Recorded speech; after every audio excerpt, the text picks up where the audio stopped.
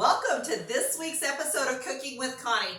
Do you ever go to one of those brunches and you need to bring something and all they have is pastries and all this kind of stuff with all the sugar and the flour and the gluten and all that stuff? Well, today I'm going to equip you with a delicious recipe that you can take along that everybody will be wanting the recipe for. So this is going to be a cream cheese cherry Danish. All right, and so it's going to be gluten-free, it's going to be low carbohydrate, sugar-free, and it's going to be yummy. So what we're going to start with is the base of it, which is going to be, I've got a stick of butter in here, and then I'm making a smaller version of what this recipe is going to need like a jelly roll pan because it's bigger than a 9 by 13. But what I'm doing is doing like a half recipe, and I'm going to bake it in this dish right here. So we've got a stick of the butter. I'm going to put a cup of the monk fruit. Get in the right thing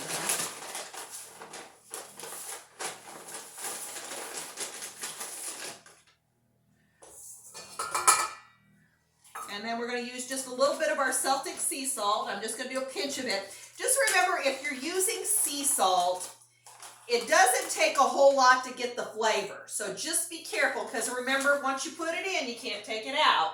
So just use the salt if you're using the sea salt very sparingly, because it will give it a really good flavor, a real sultry flavor pretty quick. So we're going to go ahead and start mixing this up and get that nice and light and fluffy. And then I'll talk to you a little bit about what we did here with the cherries. I didn't go ahead and do the cherries on air because I've done those with you in some of our other recipes.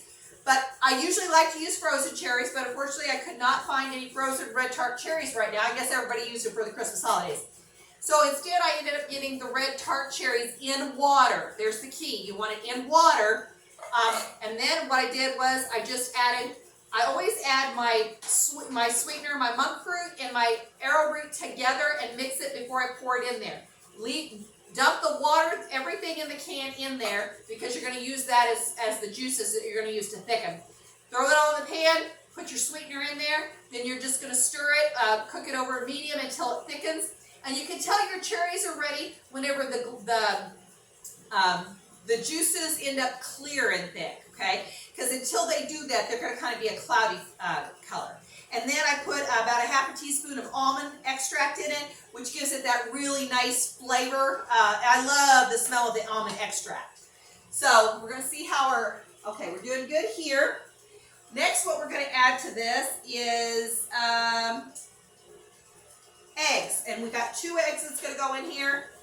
Like I said, though, this is going to be a small batch here. What you're going to have on your thing is the bigger version of this. I just didn't want to have to figure out what to do with all the, although I know I had plenty of people that probably volunteered to eat this, but I figure after the holidays we're all trying to watch things, so I didn't want a lot of sweets going around. So I put my 2 eggs in there, and we're continuing to mix that. We're going to put in our extracts, so we're going to use about a teaspoon of vanilla extract. And I have found that usually the lids are a pretty good judge. I don't even have to get out my teaspoon. And then you want about a half a teaspoon of the almond extract. All right, got that. And then we're going to use a cup and a half of Connie's baking blend. Remember that? That's from the beginning. And you can get the actual baking blend at the bargain center here locally in Montgomery. If you're not local, the recipe to make your own baking blend is at the very beginning on that first basics of gluten-free cooking.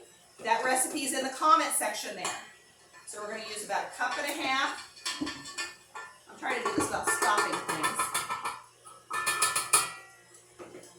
Of the baking blend. So I just, this is something I use all the time because I have been gluten-free for a long time. So I just keep mine blended up in my canister, and I keep all my ingredients there to blend my own. All right, so we got all that together there. And we're just going to let this mix up into the dough. I'm going to kind of speed it up just a little bit. Blend it good.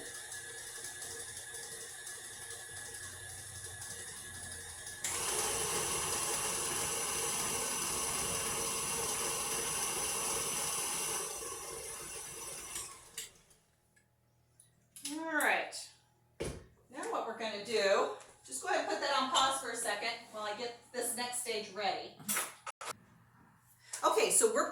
we've got our dough that we put on the bottom. So we put about half or 2/3 of it on the bottom and pressed it out into the bottom of the pan. And then what we did, we put our cherry pie filling down that we've made sugar-free, and then we just dollop the rest of the dough on top of it. And what we're gonna do is we're gonna pop this into the oven that we have preheated at 350 degrees, and we're gonna cook it for about 35 minutes till a nice golden brown. And then we're gonna also make a glaze to go on top of this. So Barb's gonna bring it in close so you can kind of see what this looks like before it goes in there. And if you like cherries, this is gonna be a winner, let me tell you. All right, we'll be back when it's done. All right, guys, we are back, and we've just got these out of the oven, and we have mixed up the glaze that we're gonna put on top of this. Now, this was really easy to do because it called for 4 ounces of cream cheese. I just took that cream cheese, popped it in the microwave for 30 seconds. That's about the perfect to make it a good consistency, just to stir all the ingredients in. And so then I just stirred in, I don't know where my recipe went.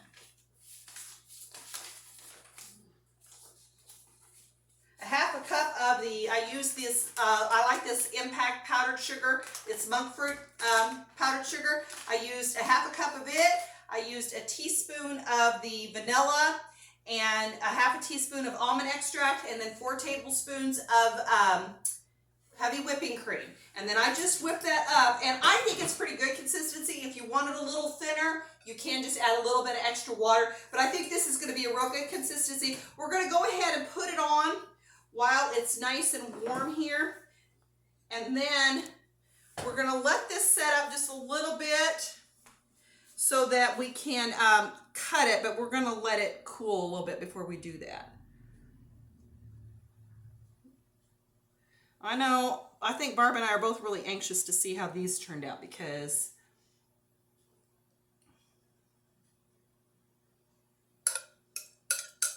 we're just gonna go ahead and put all the glaze on. You can't have too much glaze. We did that cream cheese glaze, which I think makes it not quite so sweet, but gives it a really good flavor.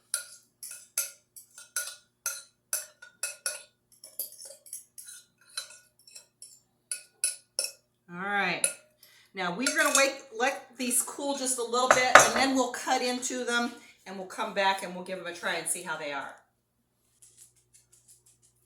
All right, welcome back. Here is our final product that we've got cut here. Now remember, if you do the full recipe that you're gonna find in the comment section, that's gonna make a 15 by 10. So it's gonna be a really big pan of them. But if you're going to some kind of a brunch, I think this would be a great thing to take. Then you're gonna have something you can eat that's not full of sugar and all kinds of garbage, but it's gonna be really tasty, and everybody else is gonna enjoy it with you. So remember, like, share, subscribe to Cooking with Connie. We need those subscribers to get up there.